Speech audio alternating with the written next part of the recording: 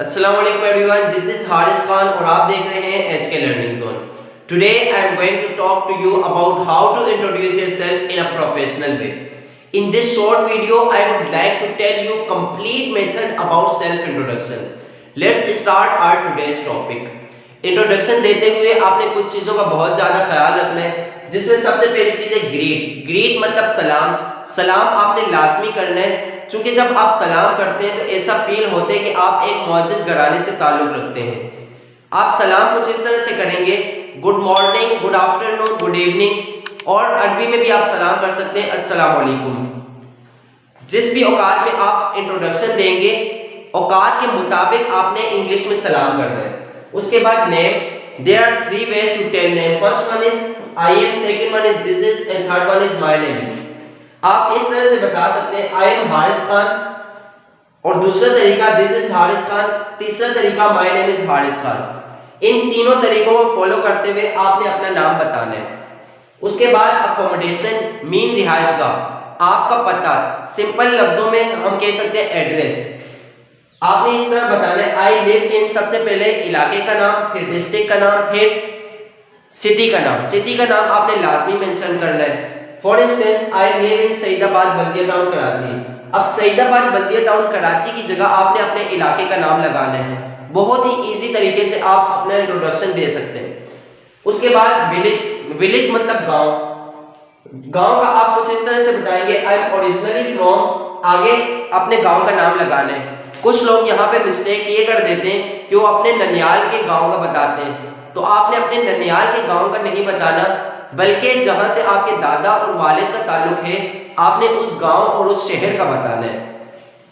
आप इस तरह से बताएंगे I am originally from Mansehra. अगर मैं मानसेरा से हूँ तो मैं मानसेरा लगाऊंगा। अगर आप मर्दान से हैं या फिर आप पंजाब से हैं, कसूर से हैं, जो भी आपका गांव है, शहर है, आप वो मेंशन करेंगे।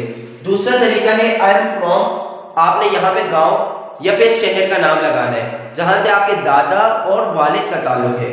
उसके बाद एज, एज मतलब उम्र, आपने अपनी उम्र मेंशन करनी है, और बहुत ही इजी तरीके से आप बता सकते हैं कि आई एम, उसके बाद आपने अपनी उम्र यहाँ पे लिखनी है। For instance I am 18 years old, मैं 18 साल का हूँ। अगर आप 20 साल के हैं तो आप बताएंगे आई एम 20 years old। अगर आप 30 साल के हैं, 50 साल के हैं, आप बता सकते हैं इजीली। उसके बाद ऑक्यूपेशन, ऑक्यूपेशन मतलब पेशा। कुछ लोग अब सोचेंगे ऑक्यूपेशन पेशा होता क्या है। पेशा ये होता है जैसे कि एक इंसान अगर पढ़ाता है, कोई भी लेसन पढ़ाता है, कोई भी मजमून पढ़ाता है, तो वो टीचर कहलाता है, और उर्दू मीनिंग में हम उस्ताद कहते हैं। कोई इंसान अगर मजदूरी करता है तो हम उसको उर्दू में मजदूर कहते हैं, और इसी तरह से इंग्लिश में लेबर कहते हैं। जो इंसान पढ़ता है, तालिब इल्म पढ़ते हैं, तो हम उनको उर्दू में तालिब इल्म कहते हैं, और इंग्लिश में स्टूडेंट्स और पुपिल कहते हैं। उसके बाद आपने अपना ऑक्यूपेशन बिल्कुल इस तरह से लगाना है। अगर आप तालिब इल्म हैं तो आई एम ए स्टूडेंट, अगर आप डॉक्टर हैं I am a doctor, I am a teacher, I am a receptionist. जो भी आपका ऑक्यूपेशन है, पेशा है, आपने वो मेंशन करना है। उसके बाद to tell about family, it's very very important to tell about family, मतलब फैमिली के बारे में बताना। In my family apart from my parents we are 3 brothers। अब अपार्ट फ्रॉम का मतलब है के अलावा। मेरी फैमिली में मेरे वालिदैन के अलावा वी आर 3 brothers, हम 3 भाई हैं। If you have sisters so you can say in my family apart from my parents we are 3 brothers and 2 sisters, we are 2 brothers and 1 sister। if you are the only child in your family so you can say I am only child, मैं अकेला हूँ बहन भाइयों में अपने घर पर। उसके बाद आप बता सकते हैं क्वालिफिकेशन का। क्वालिफिकेशन मतलब तालीम। तालीम का आप कुछ इस तरह से बताएंगे आई हैव कंप्लीटेड या I have done matric, graduation, primary, inter. जो भी आपकी तालीम है आपने यहाँ मेंशन करनी है। और आई हैव डन का मतलब होता है मैं कर चुका हूँ। अगर आप यहाँ पे मैट्रिक लगाते हैं तो आई हैव डन मैट्रिक, मैं मैट्रिक कर चुका हूँ। आई हैव डन इंटर, मैं इंटर कर चुका हूँ। आई हैव डन ग्रेजुएशन, मैं ग्रेजुएशन कर चुका हूँ। तो आप बहुत ही आसान तरीके से बता सकते हैं। उसके बाद है स्किल। स्किल मतलब हुनर। I can speak Spanish, I can speak English, I can speak Chinese. कोई भी जबान आना भी एक हुनर कहलाता है, स्पेशली इंग्लिश जबान।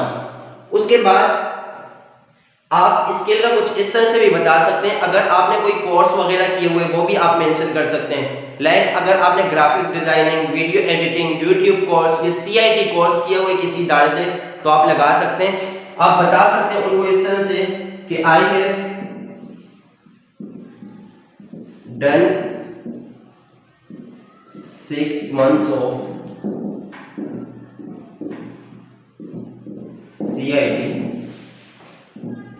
from this or that institute. I have done 6 months of CIT from, उसके बाद आपने अपने इदारे का नाम लगाना है जहां से आपने वो कोर्स किया है। उसके बाद लास्ट में है हॉबी।